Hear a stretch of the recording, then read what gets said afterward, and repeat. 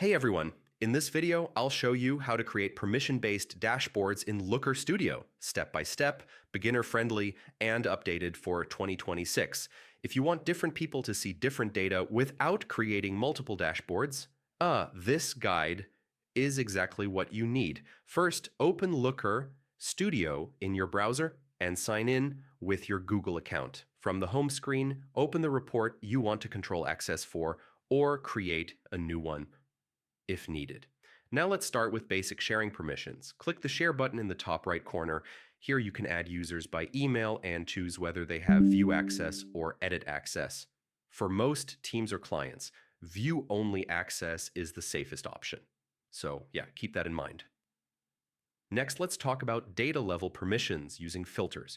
Click on a chart or add a filter control. Create filters based on fields like region, department, or client name. This allows different users to focus only on the data they're allowed to see. For more control, use data source credentials. Go to Resource, then Manage Added Data Sources, and open your data source. Under Credentials, choose whether viewers use the owner's credentials or their own. Using viewer credentials means each person only sees data they already have access to. You can also create separate pages inside the same report. For example, one page for management and another for individual teams. Then share the report link, but guide users to the page meant for them. If you're working with sensitive data, avoid giving edit access and always test permissions. Open the dashboard in an incognito window to confirm what viewers can actually see. Honestly, this step is very important. Once everything is set, click View to preview the final experience. Then click Share and send the dashboard link to your users.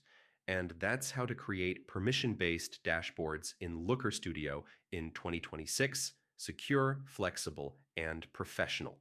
If this guide helped you, don't forget to like the video, share it with your team, and subscribe for more step-by-step Looker Studio tutorials. Thanks for watching, and I'll see you in the next one.